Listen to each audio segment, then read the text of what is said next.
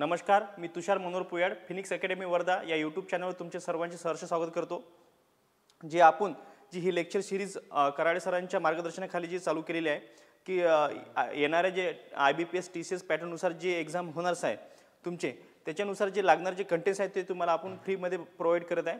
तसेच यासाठी जे लागत आहे, समजा की जे हे आपलं यूट्यूब चॅनल आहे, याच्या संबंधित एक दुसरं यूट्यूब चॅनल बनवलं आहे की यावरती लोड आला आहे, त्याच्यामुळे ते दुसरे एक यूट्यूब चॅनल बनवलं, त्यावरती आपले जे येणारे नेक्स्ट आहे हे आज या चॅनलवरचं शेवटचं लेक्चर राहील समजा। आणि हो, समजा जे त्याची लिंक जे आहे नेक्स्ट आपले समजा जे नेक्स्ट लेक्चर येणार त्याची लिंक डिस्क्रिप्शनमध्ये दिलेली आहे, ती सर्वांनी जॉईन करून ठेवा। तसेच काही मुलांचे फोन आले होते की जे समजा जे सरांनी 60% जे ऑफर डिस्काउंट ऑफर दिली होती, ठीक आहे, 60% जी डिस्काउंट ऑफर दिली होती, त्यावरती मुलांचे काही फोन आले की पेमेंटमध्ये डिले होत आहे म्हणून, ठीक आहे। तर त्याच्यामुळे त्याची एक्सटेन्शन करून 5 फेब्रुवारीपर्यंत आपण ती सर्वांसाठी उपलब्ध करून दिली आहे। 5 फेब्रुवारीपर्यंत तुम्ही त्याचा लाभ घेऊ शकता, पेमेंट करून तुम्ही ते परचेस करू शकता। त्यावरती MPSC कंबाईन तसेच इतरही सरळ सेवा भरती असे रेकॉर्डेड स्वरूपातनी लेक्चर त्या ठिकाणी देण्यात आलेले आहे। तर आपण आपल्या टॉपिककडे वळू, ठीक आहे। IBPS आणि TCS पॅटर्ननुसार जे सांगितलेले आहे की जे आपले जे लेक्चर झालेले, समजा आपण जे आतापर्यंत जे लेक्चर घेतले त्याच्यातनी भौतिकशास्त्र झाला, तसेच आता समजा आपण याच्याकडे बायोलॉजीकडे वळू। समजा आपले जे विषय झाले, समजा आता आपल्याकडे बायोलॉजी राहिलं समजा, ठीक आहे। बायोलॉजी राहिला, बायोलॉजीमध्ये जे आपले पेशी आहे समजा, त्याच्यातनी आता पेशी सजीवांचे एकक म्हणजे सेल्स युनिट ऑफ लाईफ, हे आज त्यामधलं पहिलं लेक्चर आपण कव्हर करणार आहे, ठीक आहे। अशा पद्धतीने जे आपले जे लेक्चर्स राहील ते कंटिन्युटी समजा या बायोलॉजीमधले जे लेक्चर्स आहे कंटिन्यू करू। काही काल मुलांचे कमेंट्सही आले होते खाली, जे आपले समजा न्यूट्रन्स राहिले किंवा पोषक द्रव्य राहिले आणि आपल्या TCS आणि IBPSनी की आपल्या याच्यावरती समजा ABCD त्याच्यानंतर E, जे आपले समजा खनिज द्रव्य आहे किंवा काय म्हणतो त्याला हे म्हणतो ते ABCD, जे समजा आपले प्रोटीन्स, न्यूट्रिएंट्स, आणि याच्यावरती सुद्धा आपल्याला प्रश्न आलेले आहे, त्यावरती सुद्धा मी ते लेक्चर घेणार आहे, पण ते थोडं हळूहळू घेणार आहे, सर्व एका ठिकाणी कव्हर होणार नाही, ठीक आहे। आता आपण आपल्या लेक्चरला सुरुवात करू। आपल्या लेक्चर पेशी सजीवांचे एकक म्हणजे सेल्स युनिट ऑफ लाईफ हे या ठिकाणी लक्षात ठेवायचं आहे। जसं आज सेल्स म्हणजेच काय, पेशी म्हणजेच काय या ठिकाणी लक्षात ठेवायचं। पेशी हा माणसाचा अंगभूत घटक आहे, म्हणजे आपलं जे बॉडी स्ट्रक्चर आहे त्याचा अंगभूत घटक कोणता आहे तर पेशी आहे, ठीक आहे। हे या ठिकाणी लक्षात ठेवायचं आहे आपल्याला। पेशी म्हणजे काय, आपला माणसाचा अंगभूत घटक आहे, या ठिकाणी लक्षात ठेवायचं आपल्याला, ठीक आहे। की जशी की इमारत एखादी समजा इमारत असते, ती इमारत कशी एक प्रत्येक एक विटा आणि असे एक स्ट्रक्चर असते, विटा लावून त्याचं एक प्रत्येक मोठी ज्यात भिंत किंवा एक इमारत उभी केली जाते। तसंच माणसाची एक बॉडी असते की माणसाची बॉडी ही कशी आहे, की कशाचे एक स्ट्रक्चर आहे, कशामुळे ते तयार झालेली आहे, ठीक आहे। की ती एक त्याच्यातलं जे विटाचं काम कोण करते, ते पेशी करते। मग हे पेशी काय आपला मूलभूत घटक आहे, या ठिकाणी लक्षात ठेवायचं आपल्याला, ठीक आहे। पेशी हे सजीवांचे एकक म्हणजे सेल्स युनिट ऑफ लाईफ, जे आपल्या लाईफमधले जे युनिट्स आहे ते सेल्स आहे समजा, असं लक्षात ठेवायचं तुम्ही। इमारत ही बहुसंख्य विटांनी बनते, तसेच प्रत्येक सजीवाचे शरीर हे पेशींनी बनते। पेशी या रचनात्मक घटकाचा शोध इसवी सन 1665 मध्ये रॉबर्ट हुक या शास्त्रज्ञाने बुचाच्या झाडाचा म्हणजे कॉर्क, ठीक आहे, कॉर्क झाडाचा पातळ काप घेऊन लावला। सेल्स म्हणजे लॅटिन भाषेत छोट्या खोल्या होत्यात, हे लक्षात ठेवायचं आहे। तर यांनी काय केलं, रॉबर्ट जे हुक आहे, तर यांनी काय केलं, कॉर्क या झाडाचा पातळ काप घेतला आणि ते एक सूक्ष्मदर्शकाखाली बघितलं असल्यास त्याला काय सापडलं की एक अशा छोट्या अशा खोल्यासारख्या टाईप अशा पेशी त्याला सापडल्या। मग त्यावेळेस त्यांनी त्याचा शोध लागला, असे त्यावेळेस समजा त्याला समजलं। कधी लागला तो शोध, तर 1665 मध्ये लावला। कोणी लावला, तो रॉबर्ट हुक यांनी लावला। काल आपण जे या लेक्चर्स मधलेच काही पॉईंट 2 चार्ट आणि एक समजा काही इम्पॉर्टंट पॉईंट होते, ते आपण मागच्या लेक्चर्समध्ये, ते छोटे लेक्चर असल्यामुळे त्या लेक्चर्समध्ये आपण कव्हर केले, ठीक आहे, जेणेकरून तुमचा टाइम वाचवा, ठीक आहे। नेक्स्ट याच्यामधलाच एक पॉईंट आहे की सूक्ष्मदर्शकाद्वारे केल्या जाणाऱ्या पेशी व विविध घटकांच्या अभ्यासाला कोशिका विज्ञान म्हणजे सायटोलॉजी असे म्हणतात। महत्त्वाचं म्हणजे पहिल्यांदा पेशी समजून घेणं, की जसे की एखाद्या भिंतीचं स्ट्रक्चर असते, त्याच्यासाठी काय लागते, विटा लागते। तसंच आपल्या बॉडीचं स्ट्रक्चर बनवण्यासाठी आपल्याला काय लागते, पेशी लागते, ठीक आहे। त्या पेशीपासून आपलं ऑर्गॅन बनते, ऑर्गॅनमधून ऑर्गॅन सिस्टीमपासून पूर्ण आपलं बॉडी बनत असते. ठीक आहे, हे आपण लक्षात ठेवलं पाहिजे. त्याच्यानंतर त्याच पेशीला सूक्ष्मदर्शकाद्वारे केल्या जाणाऱ्या पेशी व विविध पेशी घटकांच्या अभ्यासाला, तर त्याचा जर अभ्यास जर केला आपण, त्या पेशीचा जर अभ्यास केला, समजा ती पेशी आहे, त्या पेशीचा पर्टिक्युलरली आपण जर अभ्यास जर केला तर त्या पेशीच्या अभ्यासाला काय म्हणतो आपण? सायटोलॉजी म्हणतो. ठीक आहे, सायटोलॉजी असं म्हणतो, म्हणजे त्याला कोशिका विज्ञान असे म्हणतो. ठीक आहे, अँटन हॉर्न लुएनहॉक हा शास्त्रज्ञ लक्षात ठेवायचा आपल्याला. अँटन हॉर्न लुएनहॉक यांनी सर्वप्रथम 1673 मध्ये सूक्ष्मदर्शक हे उपकरण तयार केले. या शास्त्रज्ञाने सर्वप्रथम जिवंत पेशीचा अभ्यास हे विश्लेषण केले. सर्वात महत्त्वाचं म्हणजे काय, सूक्ष्मदर्शकाचा शोध कोणी लावला असा प्रश्न तुम्हाला येऊ शकतो. तर कोणी लावला? अँटन हॉर्न लुएनहॉक यांनी लावला. हे कालच बघितलं होतं आपण. ठीक आहे, अँटन हॉर्न लुएनहॉक कधी लावला? 1673 मध्ये लावला. हे या ठिकाणी लक्षात ठेवायचं आपलं. सूक्ष्मदर्शकाचे हे उपकरण तयार केले. या शास्त्रज्ञांनी सर्वप्रथम जिवंत पेशीचा अभ्यास हा विश्लेषण केले. सर्वात प्रथम जिवंत पेशीचा अभ्यास करणारा कोण आहे? तर अँटन हॉर्न लुएनहॉक हाच आहे. ठीक आहे, या ठिकाणी लक्षात ठेवा, म्हणजे प्रश्न आला तर आपल्याला सोडवता आला पाहिजे. ठीक आहे, आपण नेक्स्ट कव्हर करू. ठीक आहे, याच्यामधलं आता याच्यामधलेच काही IMP पॉईंट्स आहेत ते तुम्हाला या ठिकाणी कव्हर करून देतो. ठीक आहे, सर्व जे सजीव आहे ते पेशीपासूनच बनलेले असतात. आपण जे सर्व 2 पार्टमध्ये पडतात. ठीक आहे, एक living thing and non living thing, म्हणजे एक सजीव आणि निर्जीव. आता जे सजीव असतात ते सर्व काय असतात? ते सर्व सजीव हे पेशीपासूनच बनलेले असतात.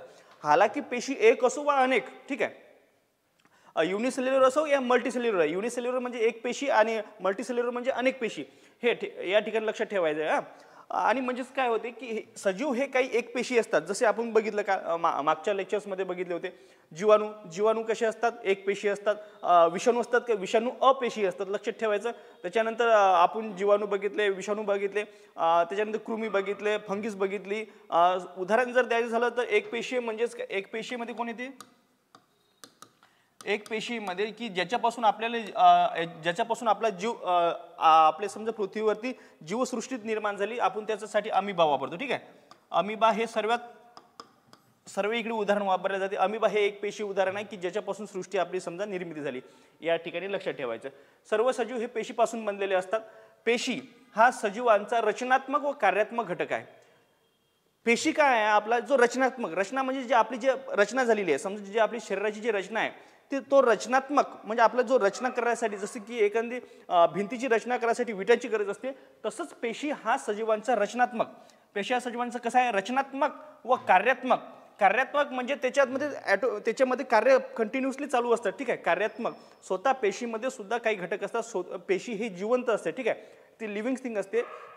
हालाकी काल बघितलं होतं की आपल्या शरीरावरचे बाह्य जे आवरण असते त्यावरती 2 kg, ठीक आहे, 2 kg ह्या पेशी ह्या मृत असतात. ठीक आहे, कारण ते आपल्याला प्रोटेक्शन देण्याचं काम करत असतात, बाहेरचे जे पेशी असते. ठीक आहे, तसेच पण याच्यामध्ये काय असते? पेशीमध्ये सर्व एक आपल्या जसं आपण जगण्यासारखं जसं असतं तसंच त्यांच्यामध्ये पण एक सिस्टीम असते. त्याच्यामुळे त्या सुद्धा एक काय लिव्हिंग थिंग्स आहे. हे या ठिकाणी लक्षात, म्हणजे त्या सुद्धा कार्यात्मक आहे, त्या सुद्धा एक कार्यशील आहे, म्हणजे त्या सुद्धा जिवंत आहे असं लक्षात ठेवायचं. घटक आहे म्हणजेच सजीवांची सर्व महत्त्वाची कार्ये पेशी अंतर्गत घडतात. ठीक आहे, जे सजीवांची जे सर्व महत्त्वाची जी कार्य आहे ते कशा अंतर्गत घडतात? तर पेशी अंतर्गत घडतात. हे या ठिकाणी लक्षात ठेवायचं. नेक्स्ट पॉईंट कव्हर करू आपण. ठीक आहे, याच्यामध्ये काय? सर्व पेशींचा उदय अस्तित्वात असलेल्या पेशीपासून होतो. म्हणजेच या ठिकाणी हा पॉईंट लक्षात ठेवायचा आहे की होते काय की पेशींचा जो उदय आहे अस्तित्वात असलेल्या पेशीपासूनच होतो. म्हणजेच कोणत्याही पेशींचा उगम उत्स्फूर्तपणे होत नसून केवळ पेशी विभाजनाने त्याची निर्मिती होते. हे लक्षात ठेवायचं आहे. कोणत्याही पेशीचा उगम हा अस्तित्वात असलेल्या पेशीपासूनच होतो. हे या ठिकाणी महत्त्वाचं लक्षात ठेवायचं. म्हणजे काय? त्याचा उद्गम उत्स्फूर्तपणे होत नाही, म्हणजे डायरेक्टली त्याचा उद्गम होत नाही किंवा डायरेक्ट त्याचा जन्म होत नाही. ठीक आहे, त्या किंवा निर्माण होऊ शकत नाही. पेशीची विभाजनाने म्हणजे एका पेशीपासून दुसरी पेशी निर्माण होते, त्याच विभाजनाने पेशीची निर्मिती होते. हे या ठिकाणी लक्षात ठेवायचं. म्हणजे उत्स्फूर्तपणे होते का? नाही, या ठिकाणी लक्षात उत्स्फूर्तपणे होऊ शकत नाही. पेशी विभाजनाने किंवा एका पेशीपासून दुसरी पेशी तयार होते तेव्हाच पेशीचे निर्माण होऊ शकते किंवा पेशी विभाजनाने त्या निर्माण होऊ शकतात. या ठिकाणी लक्षात ठेवायचं हा पॉईंट. आता नेक्स्ट पॉईंट कोणता? पेशी हा सजीवांचा मूलभूत घटक आहे. पेशी हा सजीवांचा काय मूलभूत घटक आहे. त्याच्याशिवाय आपलं बॉडी स्ट्रक्चर बनलं असतं का? नाही. बरोबर आहे, ठीक आहे. पेशी हा सजीवांचा मूलभूत घटक आहे, या ठिकाणी लक्षात ठेवायचं.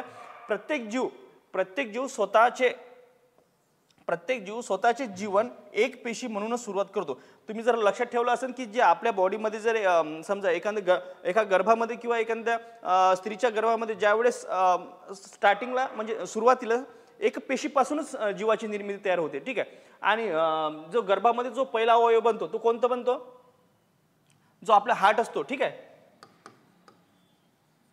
जे आपला हार्ट असते ते हृदयातलं सर्वात पहिले बनणारं ऑर्गॅन आहे, म्हणजे सॉरी, जे हार्ट असते जे गर्भामध्ये सर्वात पहिले बनणारं ऑर्गॅन आहे. हे ठिकाणी म्हणजे एखादा प्रश्न आला तुम्ही लक्षात ठेवू शकता, ठीक आहे. पेशी हा सजीवांचा मूलभूत घटक आहे. प्रत्येक जीव स्वतःचे जीवन हे एक पेशी म्हणूनच सुरुवात करतात. प्रत्येक जीव काय करते? सुरुवातीला एक पेशी म्हणूनच त्याचं जीवन सुरुवात करते. त्याच्यानंतर काय होते? त्याचे पेशी विभाजन होऊन काय होते? त्याची एक बॉडी स्ट्रक्चर निर्माण होते, जसं की मानवाचं होते, ठीक आहे. इसवी सन 1940 मध्ये झालं काय की 1940 मध्ये झालेल्या इलेक्ट्रॉन सूक्ष्मदर्शकाच्या शोधामुळे त्यावेळेस काय झालं की इलेक्ट्रॉन सूक्ष्मदर्शकाचा शोध लागला. कधी? 1940 मध्ये. आणि तिच्या अंगकाची जटिल जे रचना आपण ती समजून घेण्यासाठी आपल्याला सोपे झाले.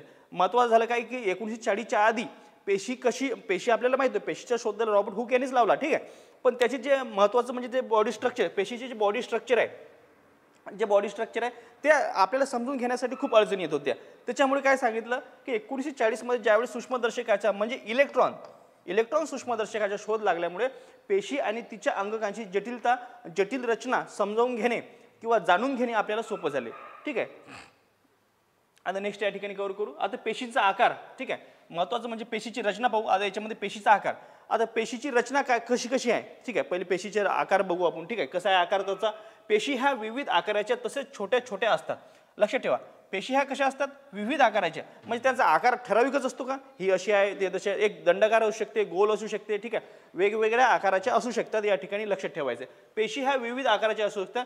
त्या छोट्या मोठ्या म्हणजे एकच साईज राहील का? नाही, कंपॅरेटिव्हली एक साईज राहू शकत नाही कोणत्याही पेशीची. म्हणजे पेशी आपल्या ज्या ऑर्गन्स असतात ऑर्गननुसार त्यांचे साईज ठरलेले असतात, ठीक आहे. कोणत्या ठिकाणी कोणती पेशी लागते त्या ठिकाणी त्या ठरलेल्या असतात. म्हणजे त्याची जे साईज आहे म्हणजे किंवा त्याचं ते लहान किंवा मोठ्या असणं त्याच्यावर अवलंबून असतं, ठीक आहे. पेशी ह्या 1 मायक्रोमीटर ते 18 सेंटीमीटर एवढ्या आकाराच्या असू शकतात. म्हणजे आपण समजतो की पेशी खूप लहान असते की जे सूक्ष्मदर्शकाद्वारे पाहिले जाऊ शकते. पण काही पेशी अशी असतात, एकच पेशी अशी असते की ती 18 सेंटीमीटर एवढ्या आकाराची असू शकतात. म्हणजे तुम्ही विचार करू शकता, एक पेशी एक आपल्याला मायक्रोस्कोपने बघावं लागते, एक पेशी अशी ती आपल्या डोळ्यानं सुद्धा दिसते, ठीक आहे. पेशी. आता नेक्स्ट पॉईंट कव्हर करू आपण. तुम्हाला समजलं असेल हे. नेक्स्ट पॉईंट म्हणजे पेशींचा आकारमान मोजण्याचे एकक म्हणजे मायक्रोमीटर आहे.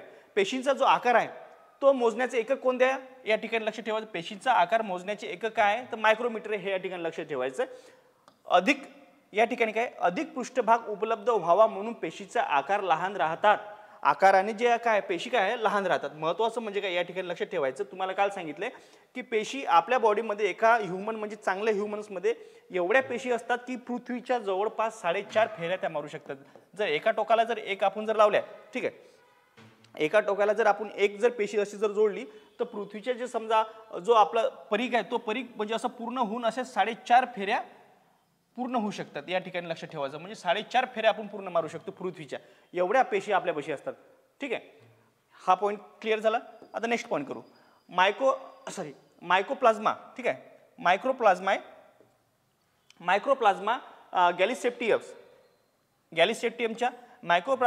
गॅलिसेप्टियमच्या पेशी सर्वात लहान असते. जर असा प्रश्न आला तर सर्वात लहान पेशी कोणाची आहे तर मायक्रोप्लाझ्मा गॅलिसेप्टियमच्या ज्या पेशी आहे ते सर्वात लहान असते. त्याचा व्यास किती असतो 0.1 मायक्रोमीटर्स, ठीक आहे. या ठिकाणी काय करायचं 0.1 मायक्रोमीटर्स त्याचा काय असतो व्यास असतो. या ठिकाणी लक्ष ठेवायचं. शहामृगाचे अंडे हे एक पेशी उदाहरण आहे जे की 18 सेंटीमीटर व्यासाचे असते. तुम्ही लक्षात ठेवा. तुम्हाला सांगितलं की आपण शहामृगाचे अंडे बघितलंच ना. शहामृगाचे म्हणजे ॲक्च्युली आपल्याला ते अंडे आपण बघितलं नसेल की तुम्ही आपल्या गुगलवरती सर्च करून ते आपण बघू शकतो की शहामृगाचे अंडे आपल्याला डोळ्याने दिसते. ते सुद्धा एका पेशीचं उदाहरण हे लक्षात ठेवायचं, ठीक आहे. अमिबा आपण बघू शकतो पण ते सरासरी आपल्याला दिसत नाही, ते समुद्रामध्ये असतात किंवा जे काही समजा आपलं समजा पाण्यामध्ये असतात, लिक्विड फॉर्ममध्ये, ते पाण्याचा अडचण येऊ शकते. पण आपल्याला तुम्हाला नेटवर जर सर्च केलं तर शहामृगाचे अंडे हे आपल्याला दिसू शकतात. ते किती मोठे म्हणजे 18 सेंटीमीटर त्याचा व्यास असतो. ठीक आहे, म्हणजे एवढ्या आकाराचे असू शकतात, हे लक्षात ठेवायचं तुम्हाला. म्हणजे जर सर्वात मोठं जर तुम्ही जर पेशीचं जर उदाहरण जर बघायचं जर झालं तर 18 सेंटीमीटर हे प्रश्नामध्ये तुम्हाला येऊ शकतात. कशाचे? तर शहामृगाचे अंडे. ठीक आहे. मानवी शरीरातील काही चेतापेशी 1 मीटर, ठीक आहे, लक्षात ठेवायचं, 1 मीटर लांबीचे शपूट किंवा अक्षतंतू असतो. मानवी शरीरातील काही चेतापेशी जे आहे, चेतापेशी म्हणजेच सेंट्रल नर्वस सिस्टीममध्ये ज्या चेतापेशी असतात त्याची समजा 1 मीटर, त्याची जर लांबी बघितली जर ते 1 मीटर लांबीचे शपूट किंवा अक्षतंतू असतात. 1 मीटर, ठीक आहे, 1 मीटर या ठिकाणी लक्षात ठेवायचं. 1 मीटर लांबीचे ते काय अक्षतंतू किंवा त्यालाच काय म्हणतो शपूट असे असतात त्यांना. ठीक आहे. याचमध्ये दुसरा पॉईंट असा, मानवामध्ये चेतापेशी म्हणजेच काय आपली जे स्पायनल कॉर्डमध्ये असतात चेतापेशी ही सर्वात लांब, मानवी शरीरातील सर्वात लांब पेशी कोणती आहे तर मग चेतापेशी. ठीक आहे, या ठिकाणी आपला पॉईंट क्लिअर करू आपण. ठीक आहे, मानवामध्ये चेतापेशी ही सर्वात लांब, तर अंडपेशी ही सर्वात मोठी आहे. आता मोठी आणि लहान मध्ये तुम्ही म्हणजे मोठी आणि लांब मध्ये हे समजू नका. हे बा, जी लांब असते ती उंचीने लांबी. ठीक आहे, त्याची जी उंची असते खालून इथपर्यंत समजा ती काय झाली, लांब झाली. ठीक आहे.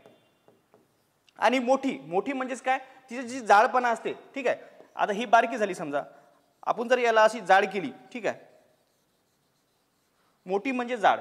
ठीक आहे, ही पेशी जाड झाली अशा पद्धतीचं. म्हणजे पेशींचा आकार जर मुख्यत्वे जर बघितला, आपल्या याच्यात नाही, मानवामध्ये चेतापेशी ही सर्वात लांब असतात. चेतापेशी कशी असते, लांब असतात. आणि अंडपेशी जे अंडपेशी असते ती काय सर्वात मोठी असतात. हे या ठिकाणी लक्षात ठेवायचं. सर्वात मोठी कोणती आहे तर अंडपेशी, आणि सर्वात लांब कोणती आहे तर चेतापेशी. या ठिकाणी लक्षात ठेवायचं तुम्हाला. आता नेक्स्ट या ठिकाणी हा पॉईंट कव्हर झाला. पेशींचा आकार मुख्यत्वे तिच्या कार्याशी निगडीत असतो. ठीक आहे, कोशिकामधून पेशींचा आकार तिच्या कार्याशी निगडीत असतो. तुम्हाला पहिलं सांगितलं की जे आपले जे ऑर्गन्स असतात, ऑर्गन्सनुसार त्याचा आकार ठरलेला असतो. आणि पेशीचा जो आकार असतो महत्त्वाचं म्हणजे त्याचं जे कार्य आहे, कार्यानुसार त्याचा आकार ठरलेला असतो. या ठिकाणी हे लक्षात ठेवायचं, पेशीनुसार त्याचा आकार ठरलेला म्हणजे त्याचं जे कार्य असते त्याच्यानुसारच त्याचा आकार ठरलेला असतो. हे या ठिकाणी लक्षात ठेवायचं. म्हणजे माझी बॉडीमध्ये जर लिव्हर असेल, लिव्हरचा जो आकार आहे त्याच्यानुसार त्याचं बॉडी स्ट्रक्चर, त्या पेशीचं बॉडी स्ट्रक्चर त्यानुसार ठरलं असेल. जसं की जबडा आहे, जबड्यामध्ये कोणत्या पेशी पाहिजे त्या ठिकाणी त्याचं हे ठरलेलं असतं, म्हणजे त्याचा आकार ठरलेला असतो. हे या ठिकाणी लक्षात ठेवायचं. ठीक आहे, पेशींचा आकार मुख्यत्वे तिच्या कार्याशी निगडीत असतो. म्हणजे कोशिकामधून, आता या ठिकाणी लक्षात ठेवायचं, कोशिकामधून प्रवाह सुलभ होण्यासाठी लोहित रक्तपेशी म्हणजेच आरबीसी द्विअंतर्वक्र म्हणजे गोलाकार असतात. या ठिकाणी लक्षात ठेवायचं, कोशिकामधून प्रवाह सुलभ होण्यासाठी जे कोशिका असतात त्याचा प्रवाह सुलभ होण्यासाठी म्हणजेच एक कोशिका असते. ठीक आहे, कोशिका म्हणजेच काय केशिका म्हणजेच काय की जे धमन्या असतात आणि आपल्या शिरा असतात. शिरा मागच्या लेक्चरमध्ये आपण कव्हर केलं होतं की ज्या धमन्या असतात आणि ज्या शिरा असतात. ठीक आहे, धमन्या आणि शिरा यांना जोडण्याचं काम कोण करते तर केशिका. आणि त्या खूप छोट्या असतात. हे तुम्हाला मागच्या ब्लड सर्क्युलेटरी सिस्टीममध्ये सांगितलंच होतं तुम्हाला की ह्या खूप छोट्या असतात आणि त्याचा डायरेक्ट कॉन्टॅक्ट कोणासोबत येतो, आपल्या बॉडीच्या स्ट्रक्चर म्हणजे सेल सोबत येतो. हे या ठिकाणी लक्षात ठेवायचं. याचा डायरेक्ट म्हणजे इथे काय असते, केशिका असतात आणि याचा डायरेक्ट कॉन्टॅक्ट कशासोबत येतो, आपल्या सेल सोबत येतो. म्हणजेच काय, याचा डायरेक्ट कॉन्टॅक्ट सेल सोबत. आणि ह्या खूप पातळ असतात. केशिका ह्या कशा असतात, खूप पातळ असतात. म्हणजेच त्यांचा प्रभाव या सुलभ होण्यासाठी कशाचा, आरबीसी, त्याच्यातून आपण बघितलं आरबीसी आणि डब्ल्यूबीसी वाढत असतात काय आपल्या ब्लडच्या माध्यमातून. त्याचा प्रभाव सुलभ होण्यासाठी काय होतं, लोहित रक्तपेशी म्हणजेच आरबीसी या द्विअंतर्वक्र गोलाकार असतात. म्हणजे त्याचा आकार सुलभ होण्यासाठी काय होतं की त्याचा जो आकार म्हणजे प्रवाह सुलभ होण्यासाठी त्याचा जो आकार असतो तो कसा असतो, गोलाकार असतो. म्हणजे गोलाकार असल्यानंतर त्याला प्रवाह होण्यासाठी चांगला वेळ म्हणजे चांगला प्रवाह किंवा चांगला त्या ठिकाणी असतो. म्हणजे आपल्या पेशी आपण बघितलं कशा असतात, लंब असू शकतात, जाड असू शकतात किंवा त्याचा आकार असा ठराविक असा पर्टिक्युलरली सांगता येणार नाही आपल्याला. ठीक आहे, आता नेक्स्ट बघू. तसेच सूक्ष्मजीवांची गिळण्यासाठी पांढऱ्या रक्तपेशी म्हणजे डब्ल्यूपीसी स्वतःचा आकार बदलतात. या ठिकाणी ह्या लक्षात ठेवायचं, जे आपले डब्ल्यूपीसी तुम्हाला मी सांगितलं, डब्ल्यूपीसीवर अनेकदा क्वेश्चन येऊन गेले की यालाच काय म्हणतो, श्वेतपेशी म्हणतात. ठीक आहे, यालाच काय म्हणते, श्वेतपेशी. डब्ल्यूबीसीलाच काय म्हणतो आपण, श्वेतपेशी.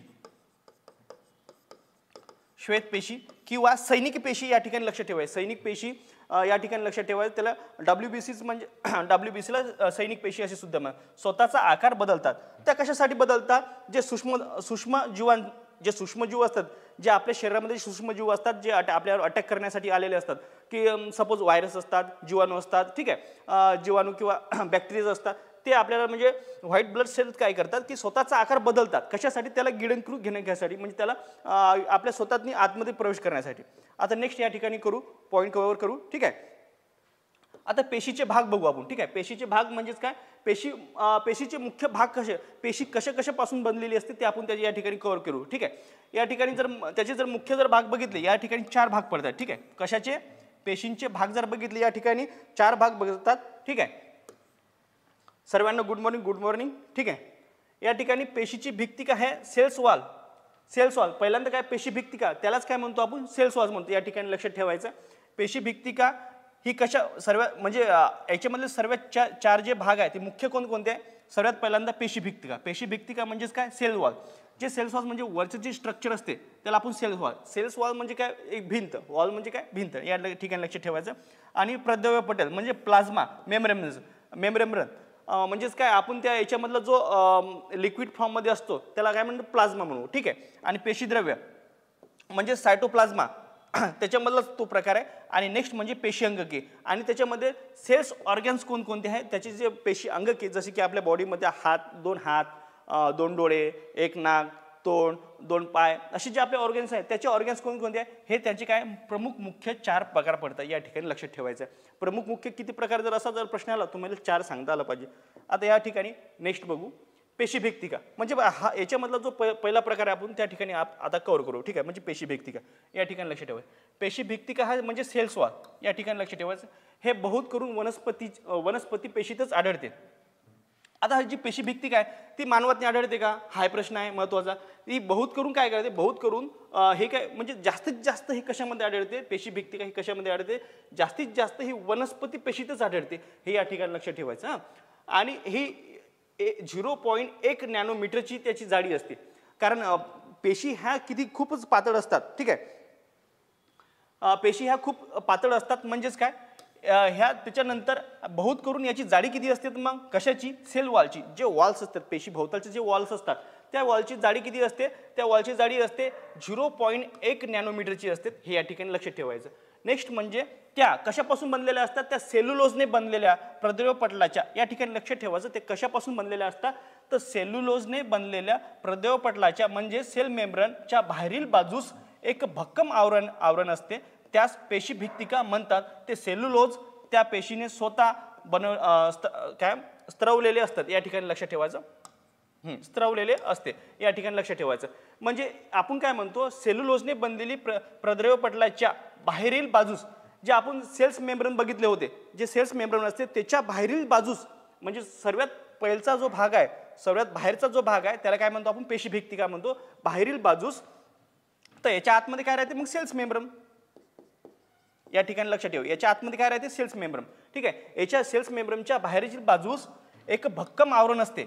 ही जी जाडी असते, ठीक आहे, ती किती मीटरची असते? 0.1 नॅनोमीटरची असते, ठीक आहे. 0.1 नॅनोमीटरची असते, ठीक आहे.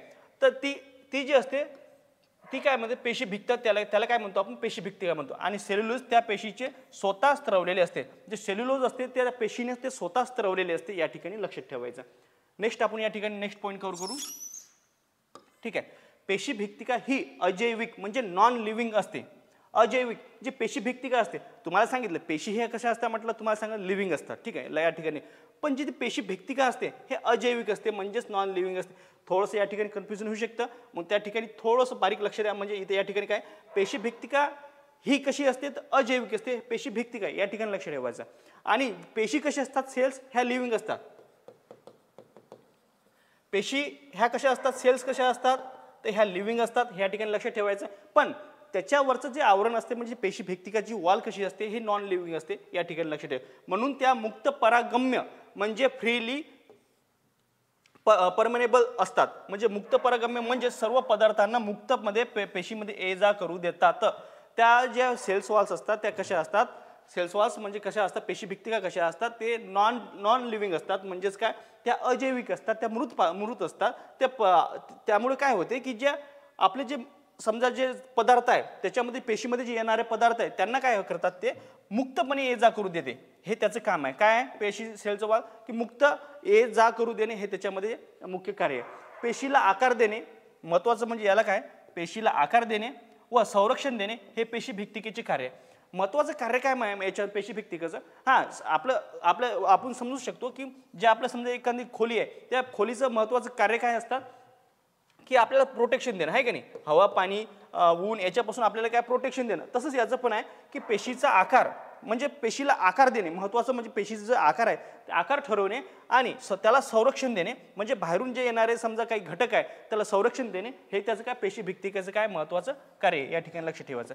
जर आपण जिवंत पेशी या ठिकाणी लक्ष ठेवायचं, जर आपण जिवंत पेशी अवपरासरणी द्रावणात म्हणजे हायपोटिक सोल्युशन मध्ये ठेवल्यास परासरम म्हणजेच ऑस्मोसिस या क्रियेमुळे पेशी पाणी शोषते, परिणामी ते फुगते आणि ती ताठर होते.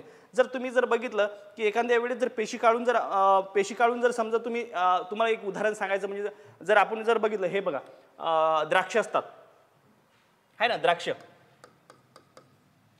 द्राक्ष जर असले ते जर आपण साध्या पाण्यात जर टाकले ते ताठर होता, फुगतात. तुम्हाला माहितीच असेल, आपण ज्यावेळेस द्राक्ष बाजारातून विकत आणतो त्याला धुवून ते आपण एखाद्या थंड पाण्यात टाकतो, कारण ते थंड चांगलं चविष्ट पण लागतात.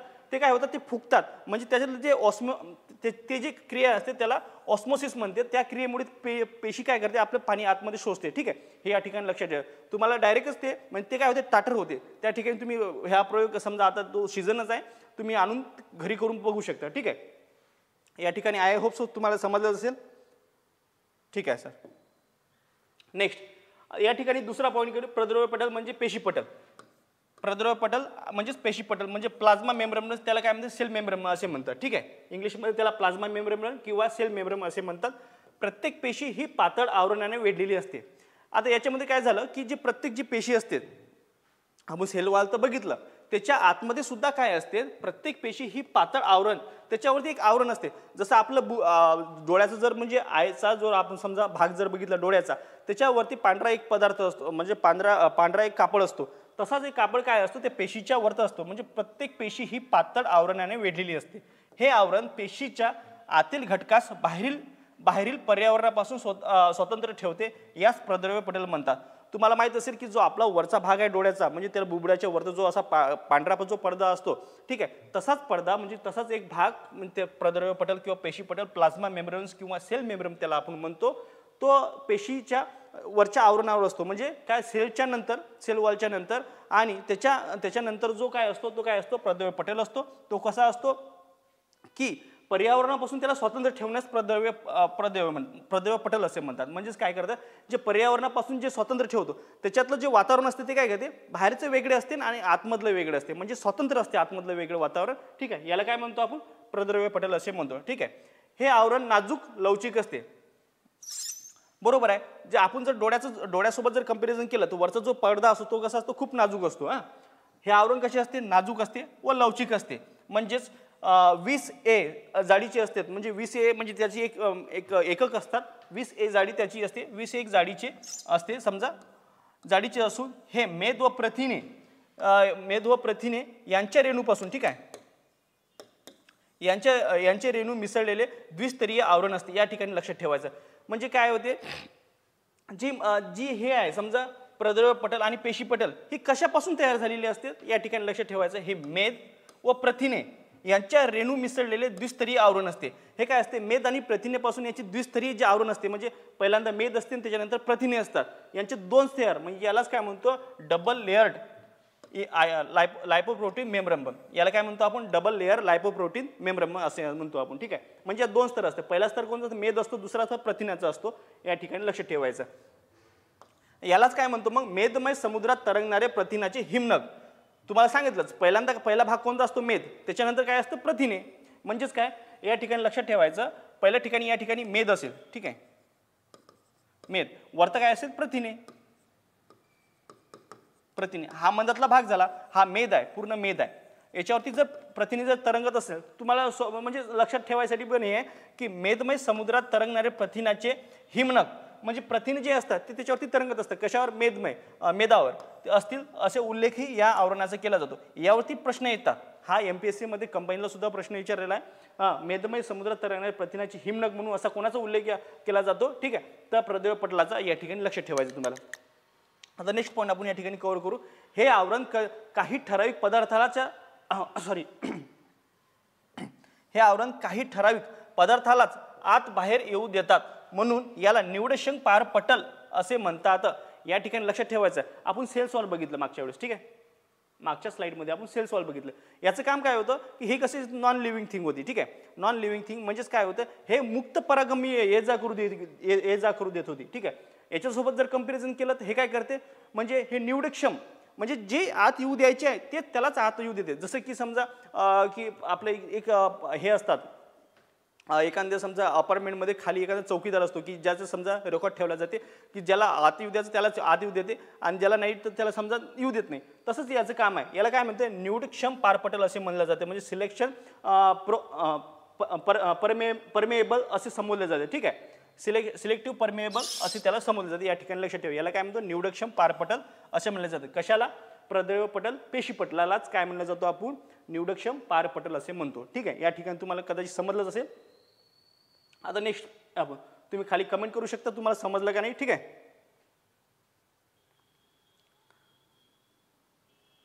ठीक आहे, ओके, थँक्यू. त्याच्यानंतर पेशीद्रव्य म्हणजेच काय सायटोप्लाझ्मा सायटोप्लाझ्मा.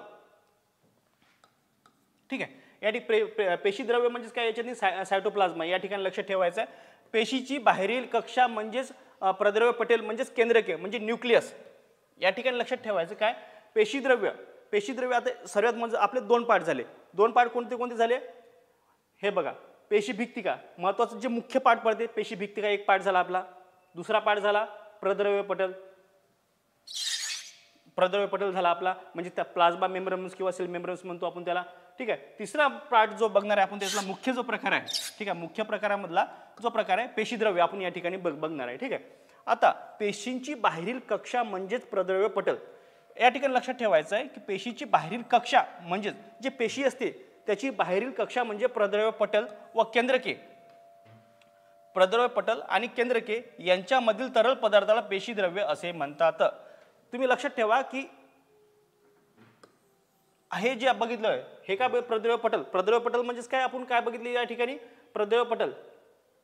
हे बा प्रद्रव्य पटल म्हणजे त्यालाच पेशी पटल किंवा प्लाझ्मा मेम्ब्रेन म्हणतात. ठीक आहे, आणि जे सेल्स वॉल असतात जे आपण पहिल्या लेक्चरमध्ये पहिल्या जे याच्यातनी बघितलं सेल्स वॉल ते काही याच्यामध्ये असतात प्रत्येक ठिकाणी असतात असे नाही.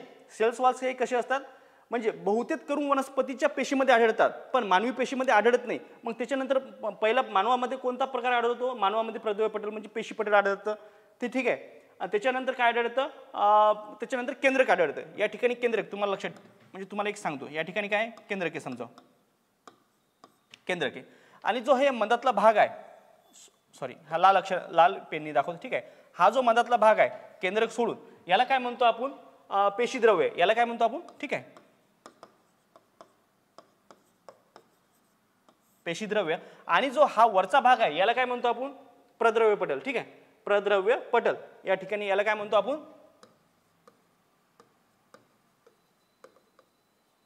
याला काय म्हणतो प्रद्रव्य पटल. ठीक आहे, याचा जो भाग आहे आता बघा केंद्रके आणि प्रद्रव्य पटल याच्यामधला जो भाग आहे त्याला काय म्हणतो आपण पेशीद्रव्य. आता समजलंच असेल तुम्हाला. ठीक आहे, मे बी आता समजलं असेल. ठीक आहे, पेशीची बाहेरील कक्षा म्हणजेच प्रद्रव्य पटेल म्हणजे बाहेरील कक्षा जी मानवामध्ये असते. ठीक आहे, आणि याच्यामध्ये जर हे जर बघायचं झालं तर याच्यामध्ये काय असतात की जे झाडाचं असतात किंवा आपलं वनस्पती असतात त्याच्यामध्ये काय असतात सेल्स वॉल असतात. ठीक आहे, सेल्स वॉल्स हे काय एक एक्स्ट्रा ॲडिशन असतात त्या आपल्या वनस्पतीच्या याच्यामध्ये पेशीमध्ये किंवा सेल्समध्ये. आता मे बी हे तुम्हाला चांगल्या तऱ्हेने समजलं असेल. ठीक आहे, त्याच्यानंतर हां आता याच्यामध्ये काय केंद्रके आणि प्रद्रव्य पटल याच्यामधला जो भाग असतो त्याला काय म्हणतो आपण पेशीद्रव्य म्हणजे हे. ठीक आहे, पेशीद्रव्य जे आपण बघणार आहे आता. ठीक आहे, केंद्रके आणि प्रद्रव्य पटल. ठीक आहे, यांच्यामधील जो भाग तरल पदार्थ असतो तरल म्हणजेच काय लिक्विड फॉर्ममध्ये. तरल म्हणजे काय लिक्विड फॉर्ममध्ये लक्षात ठेवायचं. हा एक चिकट जेलीसारखा पदार्थ आहे. तुम्ही जर बघितलं असेल तेल बघितलं आपण तेलासारखा प्रकार येतो किंवा जेली तर बघितलं असेल, पण ते जेली काही हे जेलीमध्ये पण प्रकार पडतात. जेली काही खूप स्थायी रूपात असते, काही लिक्विड फॉर्ममध्ये पण असते. ठीक आहे, याच्यामध्ये जेलीसारखा पदार्थ आहे तो चिकट असतो, जसं की आपला तुम्ही गम बघितलं असेल त्याच्यासारखं असतं. ठीक आहे, किंवा तेलासारखा असा प्रकार असतो ते. ठीक आहे, नेक्स्ट म्हणजे पेशीद्रव्यामधील भागाला पेशीद्रव्य म्हणजे सायटोझोल म्हणतात. या ठिकाणी लक्षात ठेवायचं आहे. सायटोसोल असे म्हणतात, सायटोसोल. त्याच्यानंतर यामध्ये पेशीच्या रासायनिक अभिक्रिया होतात. महत्त्वाचं म्हणजे जे पेशीद्रव्य आहे याच्यामध्ये काय होतात की रासायनिक अभिक्रिया, कारण ते काय म्हणजे एक तरल पदार्थ आहे. तरल पदार्थ म्हणजेच काय, एक ते रासायनिक द्रव्य असलेलं पाहिजे आपल्याला. ठीक आहे, आणि त्याच्यामध्येच बरोबर आहे मग ते रासायनिक अभिक्रिया कुठे होईल, तर त्याच ठिकाणी रासायनिक अभिक्रिया होतात. तसेच अमिनो आम्ल, ग्लुकोज या ठिकाणी लक्षात ठेवायचं. या ठिकाणी त्याच्यामध्ये काय असतात मग, तसेच अमिनो आम्ल, ग्लुकोज, जीवनसत्वे हे महत्त्वाचे पदार्थ साठविले जातात. आता काय एका सरांनी याच्यामध्ये कमेंट्स बॉक्समध्ये सांगितले होते, सर जीवनसत्वे राहिले म्हणून. पुढच्या पार्ट्समध्ये आपण ते जीवनसत्वे कव्हर करणारच आहे. ठीक आहे, या ठिकाणी लक्षात ठेवायचं, जे काय ते जीवनसत्वे आपण कव्हर करू. बरं, ठीक आहे. बरं, मग आपले जीवनसत्वे असतात कुठं, हा एक प्रश्न पडतो. कुठं असतात ते, पेशीद्रव्यामध्ये असतो. पेशीद्रव्य कुठं असते, जे पेशीद्रव्य म्हणजे केंद्रके आणि प्रद्रव्य पटल याच्यामधला जो भाग आहे तो पेशीद्रव्याने व्यापलेला असतो. या ठिकाणी तुम्हाला लक्षात आलेच असेल. तुम्ही कमेंट करून सांगू शकता की याच्यामध्ये आणखी तुम्हाला काय हे सांगायचं आहे. ठीक आहे, जे समजलं असेल ते आपण परत सांगू तुम्हाला. ठीक आहे, प्राणी पेशींचे पेशीद्रव्य या ठिकाणी लक्षात ठेवायचं आहे की जे प्राणीपेशी असते, प्राणीपेशी कंपॅरेटिव्ह जर वाचताना जर लक्षात ठेवलं, प्राणीपेशी आणि वनस्पती पेशी या ठिकाणी आपण कंपॅरिझन करू चालू. ठीक आहे, प्राणीपेशीचे प्रद्रव्य पटल म्हणजे सायटोप्लाझम हा वनस्पती पेशीपेक्षा दाट व कणकयुक्त असते. याच्या मागचं कारणच ते आहे, कारण त्यांना सेल वॉल असते. वनस्पतीमध्ये काय असते, सेल्स वॉल असते. पण आपल्यामध्ये असते का सेल्स वॉल्स? नाही. त्याच्यानंतर आपल्यामध्ये सेल्स वॉल आणि प्रद्रव्य पटल्यानंतरच आपला काय नंबर, याचा नंबर लागतो, पेशीद्रव्याचा लागतो. ठीक आहे, त्याच्यामुळेच काय होतं, त्याचं काय असतं, प्राणीपेशीमध्ये जनरली काय, वनस्पतीपेक्षा प्राणीपेशींचे पेशीद्रव्य म्हणजे सायटोप्लाझम हा वनस्पती पेशीपेक्षा दाट व कणकयुक्त असते.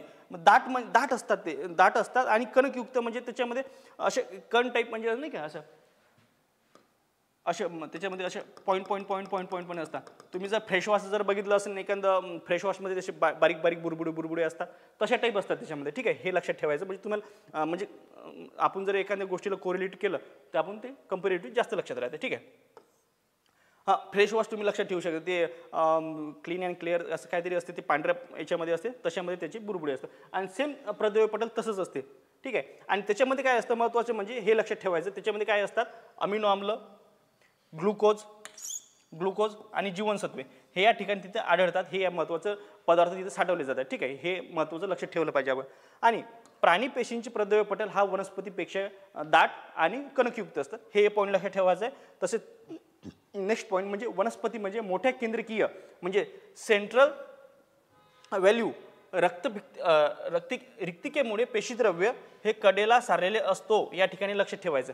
वनस्पतीमध्ये काय होते, मोठ्या केंद्रीय म्हणजे सेंट्रल व्हॅल्यू रिक्तिकेमुळे पेशीद्रव्य हे कडेला सारलेले असते. जनरली होते काय, हे समजा आपण पेशीचा आकार बघितला, केंद्रके बघितलं, याच्यामध्ये आपण आता वनस्पती पेशीचं स्ट्रक्चर बघू. ठीक आहे, वरचा जो भाग आहे त्याला काय म्हणतो, सेल वॉल आपण. ठीक आहे, सेल वॉल. त्याच्यामधला जो आतमधला काय म्हणते त्याला काय म्हणतो, प्रद्रव्य पटल. याला काय म्हणतो, प्रद्रव्य पटल. आणि त्याच्या आतमधला जो हा भाग असतो, इथे लिक्विड फॉर्म मध्ये असतो, याला काय म्हणतो आपण, पेशीद्रव्य. पेशीद्रव्य. आणि जो हा भाग आहे याला काय म्हणतो, केंद्रक म्हणतो आपण. ठीक आहे, न्यूक्लियस म्हणजेच याला काय म्हणतो आपण, केंद्रक. याला आपण केंद्रके म्हणतो. या केंद्रके आणि प्रद्रव्य म्हटलं जो ऍक्च्युली वनस्पती पेशीमध्ये असतं, त्याच्यामध्ये जो असतो त्याच्यामध्ये जो हा प्रद्रव्य पटल असतो, हा केंद्रक एक साईडला म्हणजे या ठिकाणी हा सरकून या साईडला येतो आणि प्रद्रव्य पटल हे जे आहे ते या साईडला येते. ठीक आहे, बस जास्त सांगायचं नंतर एवढंच आहे, सरळ.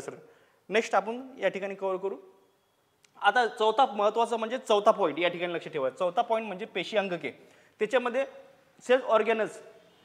याच्यामध्ये काय कोणते ऑर्गॅन्स आहेत, जसे मानवामध्ये ऑर्गॅन्स असतात तसे कोणकोणते ऑर्गॅन्स आहे या ठिकाणी आपण काय म्हणतात शिकण्याचा प्रयत्न करू. ठीक आहे, यामध्ये विशिष्ट कार्य करणाऱ्या पेशीमधील उपघटकांना पेशी अंगक असं म्हणतात. आतापर्यंत मुख्य घटक बघितले, आता जे उपघटक आहे पेशी अंग म्हणजे जे काय असते पेशी अंगके सेल ऑर्गॅनिझम म्हणजे विशिष्ट कार्य करणारे जे विशिष्ट कार्य करत असतात त्यांचे ठराविक कार्य असतात की तेच कार्य त्यांनी केले पाहिजे त्या उपघटकांना काय म्हणतो आपण पेशी अंगके या ठिकाणी म्हणतो.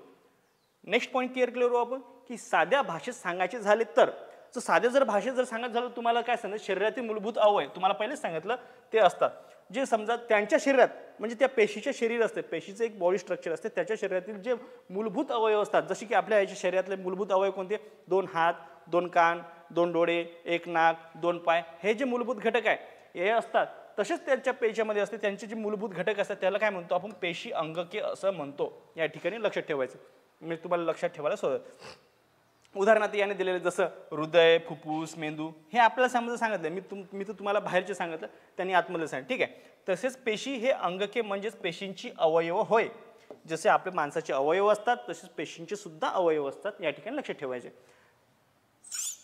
हां केंद्रक व हरितद्रव्या व्यतिरिक्त आता लक्षात ठेवायचं आपण आलो कुठपर्यंत केंद्रक व हरितद्रव्या व्यतिरिक्त म्हणजे क्लोरोप्लास्ट याला हरितद्रव्य काय म्हणतात क्लोरोप्लास्ट सर्व अंगके ही केवळ इलेक्ट्रॉन सूक्ष्मदर्शकाच्या सहाय्याने पाहता येतात. महत्त्वाचं म्हणजे केंद्रके आणि हरितद्रव्य व्यतिरिक्त याच्यामधले काय पेशी अंगके जे आहे आपण पेशी अंग काय चालू आहे पेशी अंगके म्हणजे काय पेशी अंगामधले जे भाग आहे आपण केंद्रके आणि हरितद्रव्या व्यतिरिक्त हे 2 असे पार्ट आहे की ज्याला फक्त इलेक्ट्रॉनच्या सूक्ष्मदर्शकाची पाहण्याची गरज नाही आहे बाकी हे सोडून जर 2 जर पाहिजे असेल तर सूक्ष्मदर्शक इलेक्ट्रॉन आपल्याला सहाय्याने आपल्याला ते पाहावे लागतात. नेक्स्ट या ठिकाणी पॉईंट कव्हर करू आपण प्रत्येक पेशी अंगक हे जिवंत सजीव असते या ठिकाणी हा पॉईंट महत्त्वाचा आहे. प्रत्येक पेशी अंगक हे जिवंत सजीव असते म्हणजे आपलं हे जे बॉडी स्ट्रक्चर आहे हे कितीतरी करोडोच्या पेशी जिवंत पेशी म्हणजे आपण जसं एक ह्युमन आहे तसे त्या सुद्धा एक लिव्हिंग थिंग्स आहे त्या सुद्धा जगत असतात त्या सुद्धा कार्य करत असतात त्याचं सुद्धा एक लाईफस्टाईल असते या ठिकाणी लक्ष ठेवायचं. म्हणजे आपण एक जीव बनवण्यासाठी कितीतरी जिवंत पेशी एकत्र येऊन आपल्याला एक जीव बनलेला आहे हे या ठिकाणी लक्षात ठेवायचं आहे ठीक आहे. म्हणून स्वतःची काळजी आपण स्वतः घेतली पाहिजे. प्रत्येक पेशीचे अंगक हे जिवंत सजीव असते व त्याभोवती एक विशिष्ट आवरण असते जे पेशीद्रव्याला पेशी अंगातील ठीक आहे पेशी अंगातील द्रव्यापासून वेगळे ठेवते. पेशी अंगातील जे द्रव्य असते द्रव्यापासून वेगळे ठेवते कोण प्रत्येक पेशी अंगक हे जिवंत सजीव असते व त्याभोवती एक विशिष्ट आवरण असते. त्याच्यापैकी काय त्याच्याभोवती काय एक विशिष्ट आवरण असते आणि जे पेशीद्रव्याला पेशी अंगकातील प्रद्रव्यापासून म्हणजे द्रव्यापासून वेगळे ठेवते हे या ठिकाणी लक्षात ठेवायचं. हे एवढं काही इम्पॉर्टंट नाही आहे ठीक आहे. आणि पुढे दिलेले काही पेशीचे अंगके महत्त्वाचं म्हणजे आता आपण आलो त्या याच्यावर आपण 4 मुख्य प्रकार बघितले. 4 मुख्य प्रकारापैकी आपण समजा बरेच त्याच्यामधले म्हणजे 4 मुख्य प्रकारापैकी त्याच्यामधले जे समजा शेवटला जो प्रकार आहे पेशीचे अंगके आहे की नाही पेशी अंगके याच्यामधले काही उपप्रकार पडतात ते म्हणजे त्या आपण न्यूक्लियस म्हणजेच केंद्रके हा पहिला प्रकार पडतो या ठिकाणी लक्षात ठेवायचं. हे लेक्चर थोडंसं मे बी थोडंसं मोठं होऊ शकते जास्त मोठं होणार नाही ठीक आहे लक्षात ठेवायचं. केंद्रके हे पेशीतील मोठे व गोलाकार अंगके असून ते पेशीच्या मध्यभागी असते. तुम्हाला मी ज्यावेळेस मागच्या वेळेस डायग्राम काढून दिली त्यावेळेस तुम्हाला सांगितलं जे मधातला जो भाग असतो तो आपला ठीक आहे जो पेशीमधला जो मधातला भाग असतो त्याला काय म्हणतो आपण केंद्रके म्हणतो ठीक आहे. केंद्रके हे पेशीतील मोठे गोलाकार अंगके असून ते पेशीच्या मध्यभागी असते. पेशीच्या कुठे असते ते मध्यभागी असते या ठिकाणी लक्ष ठेवायचं.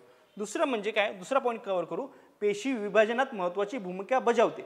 याचं कार्य काय आहे तर केंद्रकाचं कार्य काय तर पेशी विभाजन ज्यावेळेस होते त्यावेळेस महत्त्वाची भूमिका कोण बजावते ते न्यूक्लियस म्हणजेच केंद्रके बजावते. पेशींच्या सर्व क्रियाची नियंत्रण ठेवते. केंद्राचं कामच ते असते की त्यांच्यावर नियंत्रण ठेवणे जसं की आपण सेंट्रल गव्हर्नमेंट किंवा एखाद्या आपल्या केंद्र प्रमुख म्हणजेच काय आपल्या घरातला प्रमुख जर बघितलं तर आपल्या सर्व घरावर ते नियंत्रण ठेवत असते आहे की नाही. कोण काय कसं वागलं पाहिजे किंवा कोण कसं हे केलं पाहिजे अशा पद्धतीने समजा आपण ठीक आहे. त्याच्यानंतर पेशीला परिपक्वता आल्यानंतर तिचे कार्य केंद्र निश्चित करतो. तसेच केंद्रक हे द्विपदरी आवरणाने म्हणजे डबल लेयरने वेढलेले असतात. महत्त्वाचं म्हणजे काय पेशी ज्यावेळेस परिपक्व होते ठीक आहे.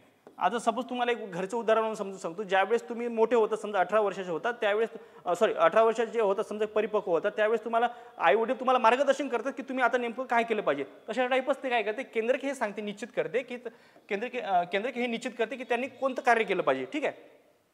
कारण आपल्या याच्या ऑर्गन सिस्टीममध्ये बरेच असे कार्य असतात की किती करण्यासारखे असतात. केंद्रक हे द्विपदरी आवरणाने म्हणजे डबल लेअर लेअरने वेढलेले असते. ते त्यांच्यावर जी केंद्रके असते हे कसे असते, हा एक लेअर झाला, हा एक लेअर झाला आणि आतमध्ये केंद्रक असते. या ठिकाणी लक्षात ठेवा, म्हणजे त्याला एक संरक्षण म्हणून ठीक आहे तुम्ही लक्षात ठेवू शकता. या आवरणाला छिद्रे असतात. या आवरणाला काय असते, छिद्रे असतात. असे असे म्हणजे असे गोल गोल छिद्रे असतात. ठीक आहे, या आवरणाला छिद्रे असतात ज्यामुळे केंद्रकातील द्रव्य हा बाहेर पेशी द्रव्यात येऊ शकतो.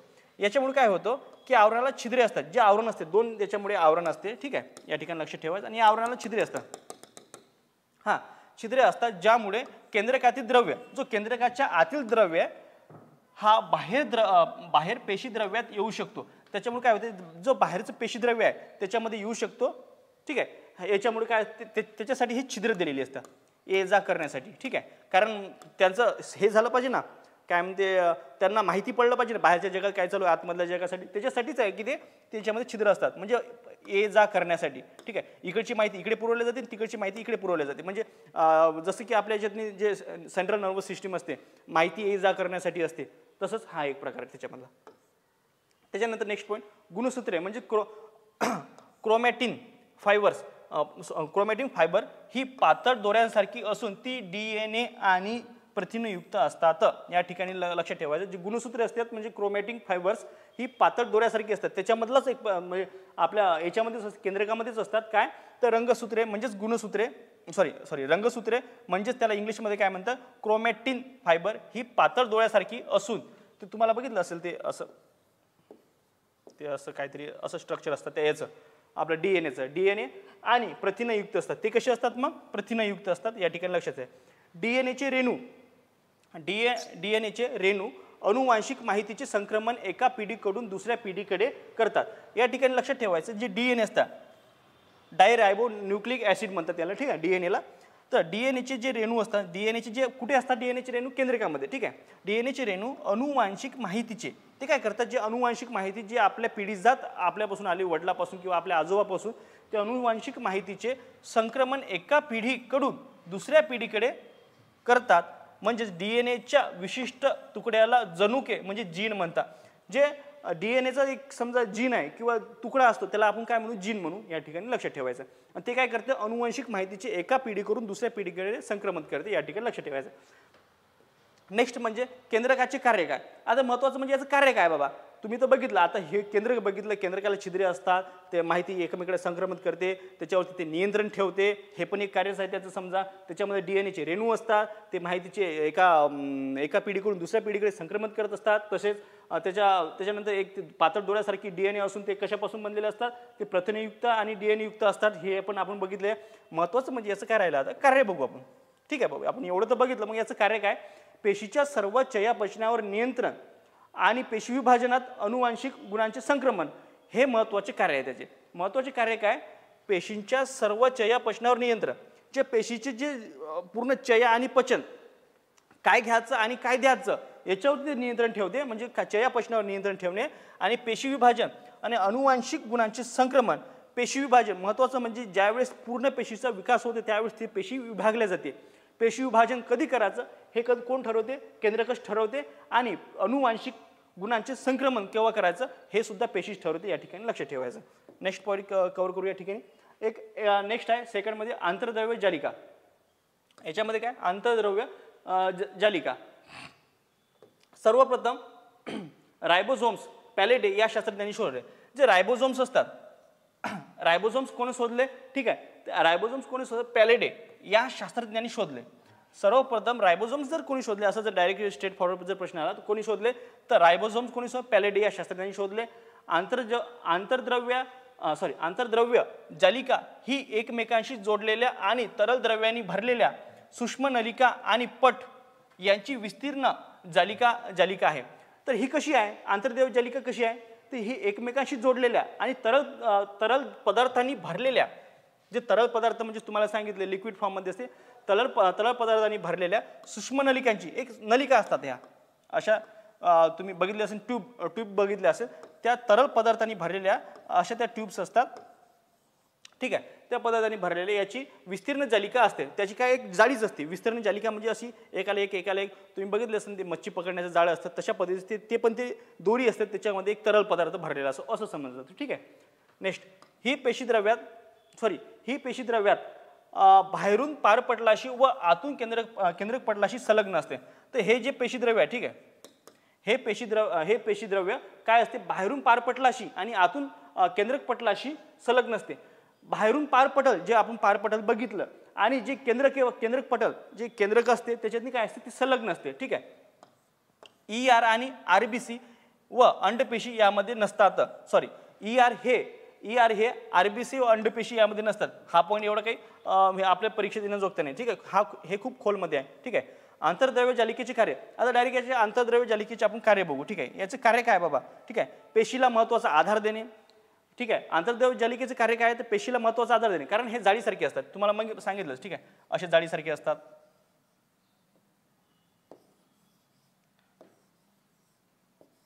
अशी म्हणजे ते एक आपल्या मच्छी पकडण्याची जाळ्यासारखंच असतात. ठीक आहे. त्याच्यामुळे काय असतं आणि त्याच्या जे पोकळी असते आतमध्ये काय असते, त्याच्यामध्ये एक लिक्विड फॉर्ममध्ये प्रद्रव्य पटेल असतो. ठीक आहे. आणि याचं महत्त्वाचं आंतरद्रव्य जालिकेचे जे कार्य आहे ते महत्त्वाचं कार्य काय बाबा, ते म्हणजे पेशीला आधार देणे. महत्त्वाचा जो आधार असतो, जो पेशीला जो आधार दिला जातो तो कशामुळे दिला जातो, तो आंतरद्रव्य जालिका याच्यामुळे दिला जातो. नेक्स्ट म्हणजे प्रथिन व मेद यांचे संश्लेषण करणे. कोणते प्रथिन आहे, कोणते मेद आहे आणि ते जे या पोकळीमध्ये आहे त्यांचे काय संश्लेषण करून त्या ठिकाणी साचवल्या जाते. या ठिकाणी लक्षात ठेवायचं. आणि विषारी पदार्थ पेशी बाहेर टाकणे हे कोणाचं कार्य आहे, तर आंतरद्रव्य जालिका याचं कार्य आहे. जे विषारी जे पदार्थ असतात ते आपल्या पेशीच्या बाहेर टाकणे हे कोणाचं कार्य आहे, तर आंतरद्रव्य जालिकेचं कार्य आहे. या ठिकाणी लक्षात ठेवायचं. आता नेक्स्ट आपण या ठिकाणी करू गोल्गी काय. ठीक आहे. गोल्गी काय म्हणजेच काय, गोल्गी अपॅरेटस. नेक्स्ट कॉमिनो गोल्गी या जर्मन शास्त्रज्ञाने सर्वप्रथम गोल्गी काय कॉमिनो गोल्गी हे बघा या शास्त्रज्ञावरूनच या समजा त्या एक ऑर्गन्सला नाव दिलेलं आहे. कॉमिनो गोल्गी या जर्मन शास्त्रज्ञाने, कोणता जर्मन शास्त्रज्ञाने सर्वात प्रथम गोल्गी काय या अंगकाचे वर्णन केले. या ठिकाणी लक्षात ठेवायचं. गोल्गी कायचे वर्णन कोणी केले, तर कॉमिनो गोल्गी, त्याच्या नावावरूनच लक्षात आहे. ठीक आहे. हे अंगके 5 ते 8 किंवा अधिक कोशांचे असतात. ते गोल्गी काय कसे असतात, त्यांचे कोश असतात. कोश म्हणजे काय, अशा पद्धतीचं त्यांचे कोश असतात. म्हणजे ही ते कोश, याला आपण कोश म्हणतो. ठीक आहे. या काय असते, त्याची काय असते 5 किंवा 8 कोशांची बनलेले असतात. ते कोशांचे बनलेले असतात. कोश म्हणजे तुम्ही आवरणही पकडू शकता. ठीक आहे. जे आतमधलं जो आवरण असते त्याला आपण कोश म्हणतो. ठीक आहे. लक्षात ठेवायसाठी हे कधी असते 5 ते 8 कोशांचे बनलेले असतात, म्हणजे गोल्गी कायचे. ठीक आहे. पेशींचे रासायनिक कारखाना असे गोल्गी कायलाचे वर्णन केले जाते. यावरती डायरेक्ट स्ट्रेट फॉरवर्ड प्रश्न येऊ शकतो. पेशींचा रासायनिक कारखाना असे कोणाला म्हणतात, तर गोल्गी कायला. पेशींचा रासायनिक कारखाना असे कोणाला म्हणतात, तर गोल्गी कायला. हे डायरेक्ट तुम्हाला स्ट्रेट फॉरवर्ड प्रश्न येऊ शकतो, याला म्हटले जाते. ठीक आहे. नेक्स्ट याचे गोल्गी कायचे कार्य काय आहेत. गोल्गी काय हे पेशीतील स्त्रावी अंगके म्हणजे सेक्रेटरी ऑर्गन्स आहे. जे सेक्रेटरी ऑर्गन्स आहे ते गोल्गी काय आहे. आपल्या जे समजा पेशीमधला जो महत्त्वाचा घटक म्हणजे गोल्गी काय, गोल्गी काय हे पेशीतील स्त्रावी अंग काय. स्त्रावी म्हणजे काय, ते एक पदार्थ स्त्रवतात त्यालाच काय म्हणतो, स्त्रावी अंगके म्हणजे सेक्रेटरी ऑर्गन्स आहे. पेशीतील संश्लेषित झालेल्या पदार्थामध्ये परिवर्तन म्हणजे मॉडिफाय, त्यांची विभागणी काय सांगितलेलं आहे, पेशी संश्लेषित झालेल्या पदार्थामध्ये परिवर्तन म्हणजे मॉडिफाय, परिवर्तन करणे हे काळाचा नियम आहे. तसेच त्याची विभागणी करणे आणि निर्भन म्हणजे पॅकिंग करणे हे कोणाचं कार्य आहे, गोल्गी कायचं कार्य आहे. तसेच विकरे मेद यांचे अपेक्षित ठिकाणी वहन करणे हे कोणाचं कार्य आहे, गोल्गी कायचं आहे. त्याच्यानंतर रिक्तिका आणि स्त्रावी पिटिकांची निर्मिती करणे हे सुद्धा गोल्गी कायचं कार्य आहे. आणि चौथं कार्य म्हणजे पेशीभिक्तिका आणि प्रद्रव्य पटल आणि लयकारिका यांच्या निर्मितीस मदत करणे हे कोणाचं कार्य आहे, गोल्गी कायचं कार्य. गोल्गी कायमध्ये सर्वात महत्त्वाचं म्हणजे प्रश्न याच्यावर येतो की पेशीचा रासायनिक कारखाना असे कोणाला म्हटलं जातात, गोल्गी कायला. आणि त्याचे हे कार्य लक्षात ठेवावे. ठीक आहे. आता नेक्स्ट बघू याच्यामध्ये लयकारिका. लायसोमेम्स म्हणजे याला काय म्हणतो, लयकारिका. हे साधे एकपटलाने वेष्टिलेले, ठीक आहे, वेष्टिलेले कोश असतात.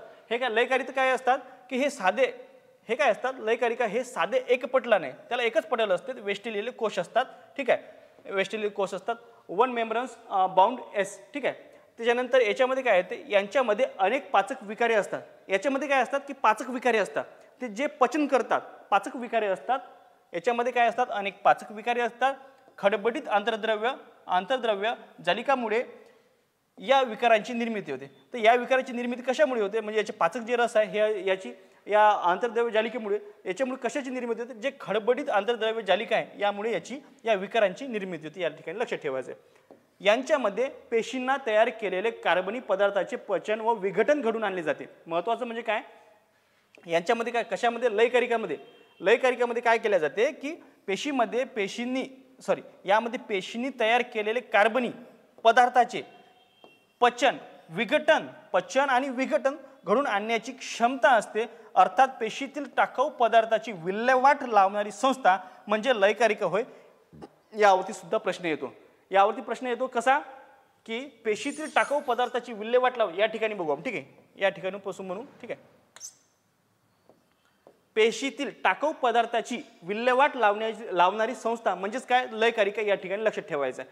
नेक्स्ट, वनस्पती पेशीमध्ये लयकारिका हे अल्प प्रमाणात असतात. ठीक आहे, वनस्पती जर पेशीमध्ये जर बघितलं, ह्या लयकारिका कशा असतात, ह्या अल्प प्रमाणात असतात, या ठिकाणी लक्षात ठेवायचं. नेक्स्ट पॉईंट क्लिअर करू. याचे जे कार्य आहे, कशाचे, लयकारिकाचे कार्य काय महत्वाचे, याचे कार्य खूप मोठे बघू आपण थोडक्यात. ठीक आहे, हे काय करतात, पेशीवर हल्ला करणाऱ्या जीवाणूपासून जीवाणू आणि विषाणू सारख्या विषारी सूक्ष्म जीवांना मारण्याचे काम कोण करते, मारण्याचे काम लयकारिका करतात. आणि यांनाच सर्वात महत्त्वाचा प्रश्न येऊ शकतो, पेशीतील टाकाऊ पदार्थाची विल्हेवाट लावणारी संस्था म्हणजेच लयकारिका होय. ठीक आहे, यावरती प्रश्न येऊ शकतो. नेक्स्ट, याच्या काय, पेशीवर हल्ला करणारे जीवाणू आणि सूक्ष्म जीवांना मारण्याचे काम करतात. ठीक आहे, स्वतःचं जे शरीर आहे, जीर्ण व कमजोर पेशी, अंगके व कार्बनी कचऱ्याला बाहेर फेकण्याचे काम लयकारिका, ठीक आहे, लयकारिका करतात. याला स्वयंलयन किंवा ऑटोलेसिस म्हणजे स्वतःचं कार्य स्वतः करते, ठीक आहे, असे म्हणतात. म्हणून लयकारिका हे उद्ध्वस्त करणारे पथक सुद्धा म्हणतात. या ठिकाणी लक्षात ठेवायचं. उद्ध्वस्त करणारे पथक म्हणजेच काय, लयकारिका, या ठिकाणी लक्षात ठेवायचं. जीर्ण पेशींना स्वतःच्याच विकारांनी मारण्याचे काम लयकारिका करत असतात. म्हणून यांना आत्मघाती पिशव्या म्हणजे सुसाईड बॅग्स असे सुद्धा म्हणतात. या ठिकाणी हे पण पॉईंट लक्षात ठेवायचं. याचं पॉईंट सर्वात म्हणजे याच्यावरती प्रश्न बनवू शकतो की जीर्ण पेशींना स्वतःच्याच विकारांनी मारण्याचे काम कोण करते, तर ते लयकारिका करतात. म्हणून लयकारिकांना काय म्हणतात, तर आत्मघाती पिशव्या म्हणजे सुसाईड बॅग्स असे म्हणतात. सुसाईड बॅग्स म्हणून कोणाला म्हणतात, ठीक आहे, या लयकारिकांना म्हणतात. या ठिकाणी हे आपल्याला लक्षात ठेवायचं आहे. नेक्स्ट म्हणजे उपासमारीच्या काळात लयकारिका पेशीत साठवलेली प्रथिने, मेद यांचा वापर करून आवश्यक ऊर्जा पुरवली जाते. ज्यावेळेस आपण उपास करतो, की ज्यावेळेस आपल्याला उपास घडवल्या जाते किंवा उपास आपल्या ज्यावेळेस कारणामुळे जर करतो, त्यावेळेस काय होते, जे पेशीमधला जो घटक आहे महत्वाचा म्हणजे कोण, लयकारिका त्याच्यामधला जो समजा लयकारिकेच्या काळात काय होते, उपासमारीच्या काळात, स्टार्वेशनच्या काळात काय होते की लयकारिकातले जो पेशी असतात, पेशीत जे साठवलेले प्रथिने आणि मेद, आणि ते कशामध्ये असतात, लयकारिकेमध्ये असतात. प्रथिने आणि मेद कुठे असतात, तर लयकारिकेमध्ये असतात. ठीक आहे, यांचा वापर करून आवश्यक ऊर्जा पुरवली जाते. जे आपल्याला जी ऊर्जा लागणारी असते, ठीक आहे, ती आवश्यक ऊर्जा कुठून जे माणूस असते किंवा जो समजा स्त्री पुरुष असतो, की त्याचं जे लहान बाळ असतो आपण त्याला बाळ म्हणतो. ठीक आहे, तसंच याला काय म्हणतो, बेडकाचे जेव्हा लहान रूप असते त्याला टॅडपॉल म्हणतो. टॅडपॉलचे जेव्हा पूर्ण अवस्थेतील बेडकामध्ये रूपांतर होते तेव्हा लयकारिकेमार्फत शेपटीचे पचन होते. ज्यावेळेस टॅडपॉल असतो त्यावेळेस त्याला शेपटी असते. ठीक आहे, पण बेडकाला आपण शेपटी पाहिली का, नाही. पण टॅडपॉलचे ज्यावेळेस बेडकामध्ये रूपांतर होते त्यावेळेस हीच लयकारिका असते की जी लयकारिका काय करते, त्या शेपटाचे पचन करते, म्हणजे त्याला नाहीसं करते किंवा नष्ट करते. या ठिकाणी लक्ष ठेवायचं. नेक्स्ट म्हणजे तंतुकणिका. पाचवा याच्यामधलाच ऑर्गॅन्स आहे कोणता, तंतुकणिका म्हणजे मेटोकॉन्ड्रिया. मेटोकॉन्ड्रिया बघू आपण. ठीक आहे, हे काय असते, दुहेरी आवरणाने बनलेली, ज्यात बाह्य आवरणात छिद्रमय व आतील आवरणात घड्याचे असलेले अंगकाला तंतुकणिका म्हणतात. एक तंतुकणिका कशाला म्हणतात, तर हे दुहेरी आवरणाने बनलेली, ज्यात हे कसे असते, दोन आवरणाने बनलेले असते. जसं आपण मागे बघितलं की केंद्रके हे सुद्धा दोन आवरणाने बनलेले असतात. ठीक आहे, हे काय असते, दोन आवरणाने बनलेले आहेत, ज्यात बाह्य आवरणात काय असते, छिद्रमय व आतील आवरणात घड्यांचे, बाहेर आवरणात छिद्र असतात. ठीक आहे, आणि जे आतमधलं आवरण असते ते काय असते, अशी घड्या असते त्यांना. ठीक आहे, या ठिकाणी लक्ष ठेवा. घड्यांचे असलेल्या अंगकाला तंतुकणिका असे म्हणतात. याला काय म्हणतात, मग तंतुकणिका म्हणतात. एका पेशीत सांगत आहे. ठीक आहे, एका पेशीत एकूण 50 ते 5000 पर्यंत तंतुकणिका असू शकतात. एका पेशीमध्ये किती तंतुकणिका असू शकतात, तर 50 ते 5000 पर्यंत तंतुकणिका असू शकतात. तंतुकणिकेच्या आतील पोकळीत रायबोझोम्स, फॉस्फेटचे कण आणि डीएनएचे रेणू हे असतात. या ठिकाणी लक्षात ठेवायचं. तंतुकणिकेच्या आतील पोकळीत काय असतात, रायबोझोमचे फॉस्फेटचे कणे. ठीक आहे, रायबोझोम, फॉस्फेटचे कणे आणि डीएनएचे रेणू असतात. या ठिकाणी लक्ष ठेवायचं. तंतुकणिकेमध्ये स्वतःची प्रथिने तयार करण्याची क्षमता असते. या ठिकाणी लक्षात ठेवायचं आहे, तंतुकणिका हा असा घटक आहे की स्वतःची प्रथिने तयार करण्याची स्वतःची क्षमता असते, तसेच विकाराच्या सहाय्याने मेदांचे व कार्बोदकांचे ऑक्सिडीकरण तंतुकणिकेद्वारे होते, म्हणून याला एटीपी म्हणजे ॲडिनो ट्रायफॉस्फेटच्या स्वरूपात ऊर्जा साठवली जाते, पेशींचे ऊर्जाघर म्हणूनही ओळखले जाते. कारण माहिती आहे का, सर्वात महत्त्वाची ऊर्जा स्रोत इथूनच आहे. कशाचा? बघा, तंतुकणिकेमध्ये स्वतःची प्रथिने तयार करण्याची क्षमता असते. महत्त्वाचं म्हणजे इथून हे बघा, हे एक वाक्य झालं. तसेच विकाराच्या साह्याने मेदांचे व कार्बोदकांचे ऑक्सिडीकरण तंतुकणिकेद्वारे होते, म्हणून यात एटीपी म्हणजेच एटीपीचं लॉंग फॉर्म काय, ॲडिनोसिन ट्रायफॉस्फेट यांच्या स्वरूपात ऊर्जा साठवली जाते, म्हणजेच काय, पेशींचे ऊर्जाघर म्हणून याला ओळखले जाते. असं लक्षात ठेवा की पेशींचे ऊर्जाघर म्हणून कशाला ओळखले जाते, तंतुकणिकेला. हे तुम्हाला डायरेक्ट प्रश्न येऊ शकतो. नेक्स्ट म्हणजे वनस्पती पेशीतील तंतुकणिकांची संख्या ही प्राणी पेशीतील तंतुकणिकेच्या संख्येपेक्षा कमी असते. लक्षात ठेवायचं, म्हणजेच प्राणी पेशीमध्ये तंतुकणिकेची संख्या ही जास्त असते. ही या ठिकाणी मुद्दा लक्षात द्या. ठीक आहे. तिसरं म्हणजे शेवटचं म्हणजे तंतुकणिकांना ऑक्सिशोषणाच्या कार्यात्मक व रचनात्मक घटक म्हणून ओळखला जातो. ऑक्सिशोषणाचे, ठीक आहे, ऑक्सी आणि विनाक्षी दोन शोषण असतात. जे ऑक्सिजनच्या सहाय्याने घडते त्याला ऑक्सिशोषण म्हणते, आणि विनाक्षी शोषण म्हणजे जे ऑक्सिजन शिवाय घडतात त्याला विनाक्षी शोषण म्हणतात. ठीक आहे. तंतुकणिकांना ऑक्सिशोषणाचे कार्यात्मक आणि रचनात्मक घटक म्हणून ओळखले जाते. जे समजा आपलं हृदय आहे किंवा आपले फुफ्फुस आहे, हे रचनात आपले श्वास घेण्याचे जे रचनात्मक आणि कार्यात्मक घटक कोणता आहे, आपला बॉडीचा ऑर्गॅन फुफ्फुस आहे. तसं सेल्समधला कोणता आहे, तर तंतुकणिका. हे या ठिकाणी लक्षात ठेवायचं. थोडं डीपमध्ये शिकवत आहे, कारण याच्यावरती एखादा जर प्रश्न फिरला तर या ठिकाणी यावं. ठीक आहे. आता लवके, थोडासाच पाठ राहिला आपला. लवके म्हणजे प्लास्टिड्स. लवके म्हणजे प्लास्टिड्स. ठीक आहे. लवके हे द्विपटलयुक्त, हे पण दोन पटल असतात. ठीक आहे. अशा दोन पटल असतात. ठीक आहे. द्विपटलयुक्त म्हणजेच डबल मेम्ब्रेनस असतात आणि केवळ वनस्पती पेशीतच आढळतात. हे महत्त्वाचं. ठीक आहे. जे लवके असतात हे कुठे आढळतात, प्राणी पेशीत आढळत नाही. प्राणी पेशीत आढळतात, प्राणी पेशीत आढळत नाही. ठीक आहे. आढळत नाही, हे लक्षात ठेवायचं. प्राणी पेशीत आढळत नाही. ठीक आहे. लवके हे दोन प्रकारची असतात. लवके दोन प्रकारची असतात, वर्णलवके आणि अवर्णलवके. आता वर्णलवकाची उदाहरण जर पाहिला, याच्यावरती प्रश्न येतात. म्हणजे हे सांगण्याचं कारण म्हणजे मग सर सांगितलं कशासाठी, तर याच्यावरती प्रश्न येतात. याच्यामध्ये वर्णलवकामध्ये काय येतं, ठीक आहे, पहिला भाग इथे लिहितो. ठीक आहे. वर्णलवकांची काही उदाहरणे इथे सांगतो, त्याच्यावरती डायरेक्ट प्रश्न येतात. हरितलवके म्हणजे हरितद्रव्यामुळे हिरवा रंग, तसेच याच्यामध्ये काय सांगितलं, हरितलवके जे असतात वनस्पतीमुळे, त्यामुळे काय होतं, हरितद्रव्यामुळे काय होतं, हिरवा रंग येतो. तसेच या ठिकाणी लक्षात ठेवा. तसेच कॅरोटीनमुळे भगवा, कॅरोटीनमुळे भगवा, तर झॅन्थोफिलमुळे, ठीक आहे, झॅन्थोफिलमुळे कशाचा पिवळा रंग येतो. ठीक आहे. या ठिकाणी लक्षात ठेवा. हरितलवकामुळे हिरवा रंग येतो. या ठिकाणी लक्षात ठेवायचं. म्हणजे त्या हरितलवकाला एक इंग्लिश नाव आहे, ते एखाद्या लेक्चरमध्ये आलं मी तुम्हाला कंटिन्यू सांगेन. ठीक आहे.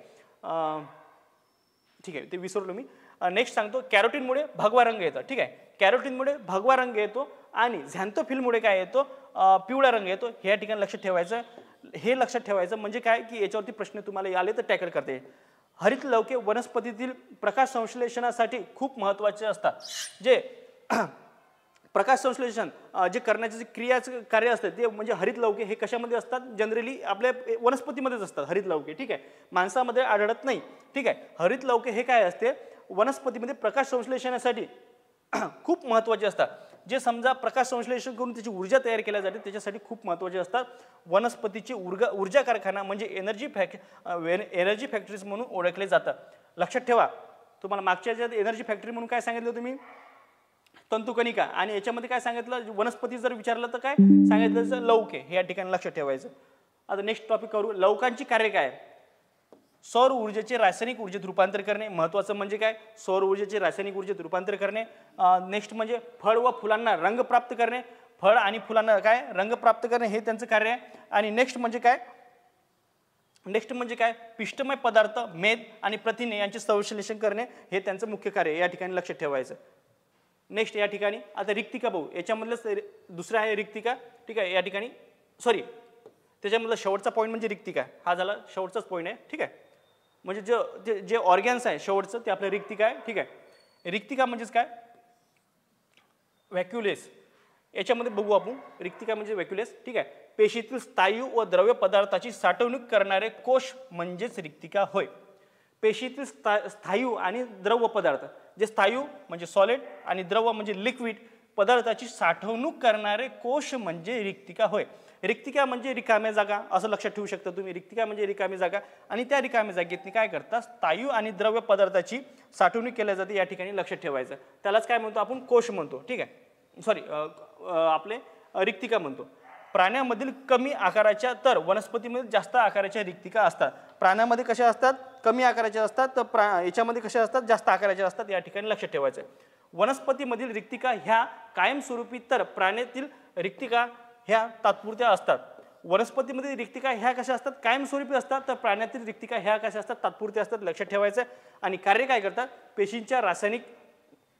पेशींचा परसरणीय दाब म्हणजे ऑस्मोटिक प्रेशरचे नियंत्रण ठेवणे आणि दुसरं म्हणजे ग्लायकोजेनचे प्रथिने व पाण्याचे संचयन करणे हे यांचं कशाचं कार्य रिक्तिकेचे कार्य या ठिकाणी लक्ष ठेवायचं.